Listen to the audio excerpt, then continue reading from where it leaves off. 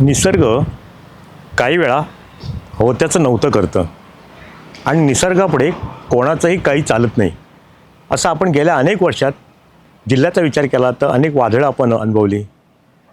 Phyan असेल, त्याचबरोबर इतर आणखीन काही वादळं झाली मोठ्या प्रमाणात.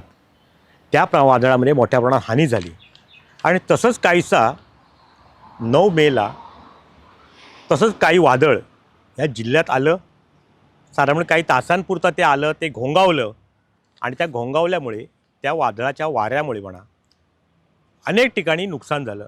झाडं पडली, इलेक्ट्रिकचे पोल पडले, घरं पडली, शाळा, तलाठी कार्यालय गेली, काही लोकांची भातगिरणीचं वरचं छप्पर उडालं. असं लाखो रुपयाचं नुकसान झालं. आणि तसाच प्रकार त्या वादळामुळे महावितरणसुद्धा मोठ्या प्रमाणात नुकसान झालं.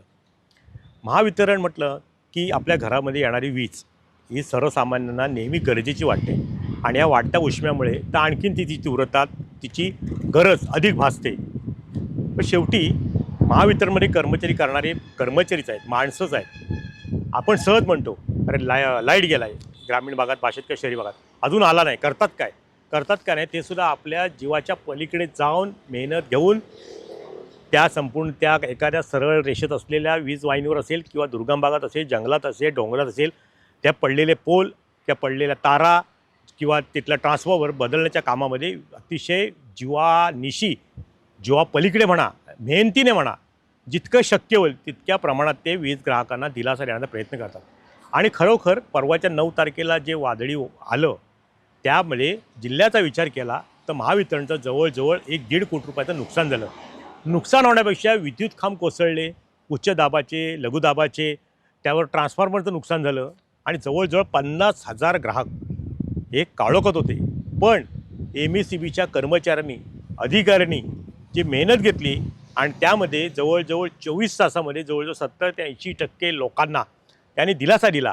काल संध्याकाळपर्यंतच्या आकडेवारीनुसार 50,000 पैकी फक्त 13,000 ते 14,000 ग्राहकांना वीज पुरवठा व्हायचा होता, तो आज पूर्ण झाला असं समजतं आहे.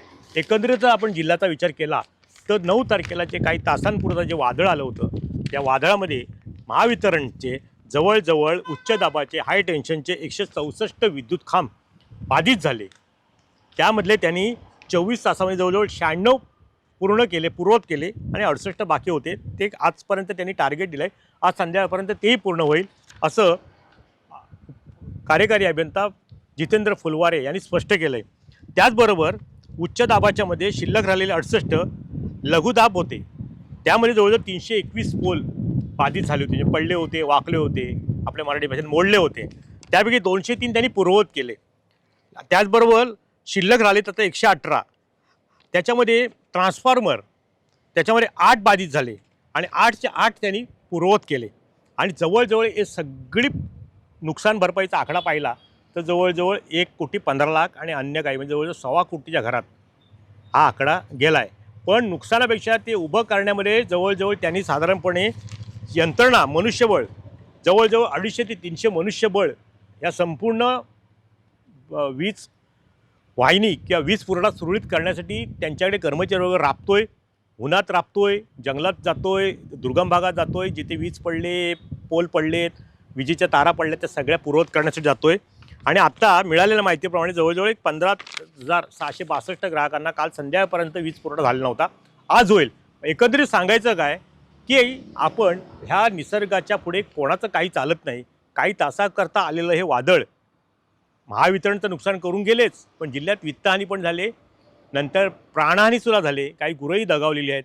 पण महावितरणचं कौतुक करावं तेवढं थोडं आहे, कारण त्यांनी 24 तासात अतिशय मेहनतीने, मग त्यांचे अधीक्षक अभियंता असतील, मानेसाहेब असतील आणि त्यांच्या खालची टीम असेल, ह्यांनी जीव तोडून, मराठी भाषेत म्हणतो, जीव तोडून काम केलं आहे आणि दिलासा देण्याचा वीज ग्राहकांना प्रयत्न केला आहे.